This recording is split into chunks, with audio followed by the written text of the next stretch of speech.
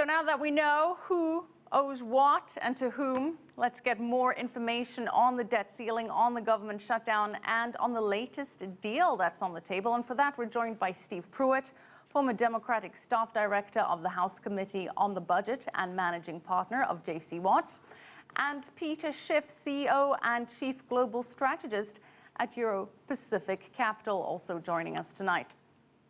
Steve, we're going to start off with you. Sure. What exactly is the deal that Republican House Speaker John Boehner has put out on the table?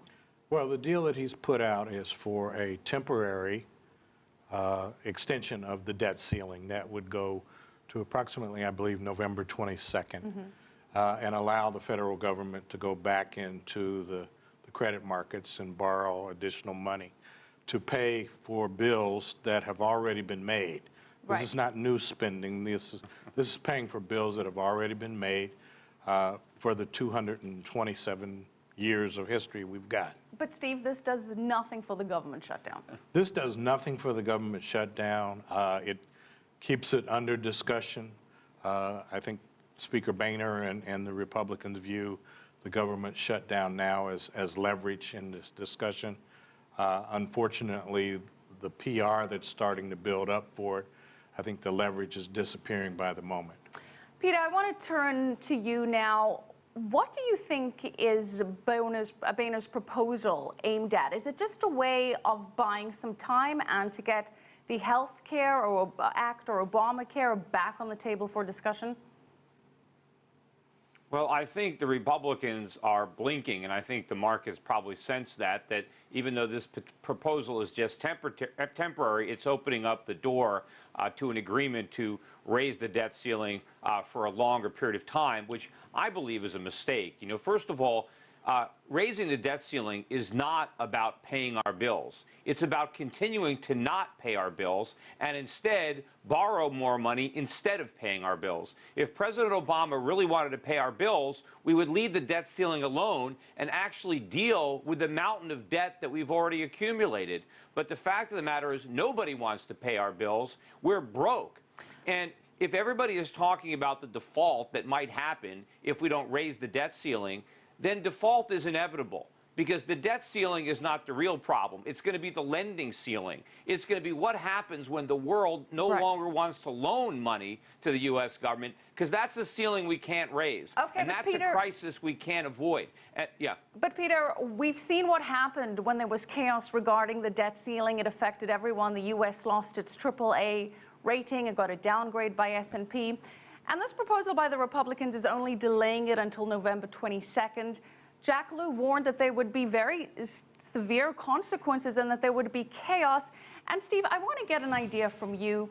Yes, these are bills that we've already committed to. So who wouldn't get paid? What, is this Social Security? Is this military salaries? Who wouldn't get paid? Well, the point that Jack Lew was making today, and I think needs to be emphasized here, is the Treasury would have to decide, do you pay Social Security? Do you pay back China? Do you pay veterans benefits?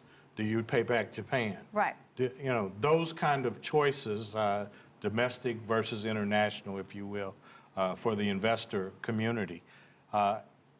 Again, if you get into the intricacies of this, it'll blow your mind. Let me start from there.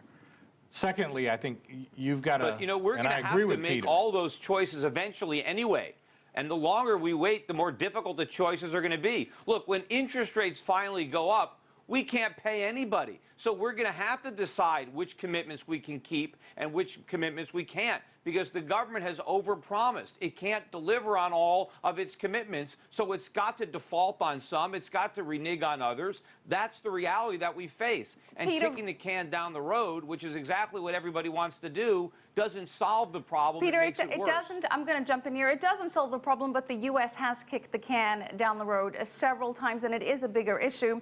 But right now, what was the Republican motivation? I mean, we saw Wall Street really embrace this decision, markets rally. Were the Republicans pressured by some of their own allies back in Wall Street? Well, unfortunately, I don't think the Republicans are going to accomplish much, even if they get some slight concessions from the president. If they really wanted to accomplish something, they would refuse to raise the debt ceiling under any circumstances and actually force the government to make the needed cuts in government spending that have been long overdue. And this is not going to be pleasant for a lot of people. We're going to have some short-term pain associated with these adjustments. But if we delay it, which is unfortunately what we're going to do, the problems get bigger. And the ultimate adjustment is going to be much more painful when it's the world that's forcing us to do the right thing. We still have the opportunity to do the right thing on our own terms. Steve, but we are going to lose that opportunity when an external crisis in the dollar and the bond market forces dramatic cuts in government spending. Steve, I'm going to let you have the last word here. What is your reaction to what Peter says, and what do you think is going to happen next? Well, let me answer the last part. I think the issue on the table right now is, even at this proposal stage, whether or not Speaker Boehner can get his proposal approved by the House of Representatives. I think the Democrats are going to sit back and wait and see if he can generate enough support within the Republican caucus to approve it. And if it doesn't approve it, then we're really back to point zero. And these discussions will have to continue on. Certainly a lot going on there. We're going to have to leave it there, though, unfortunately. Thank you so much, Steve Pruitt, former Democratic Staff Director of the House Committee on the Budget and Managing Partner of J.C. Watts.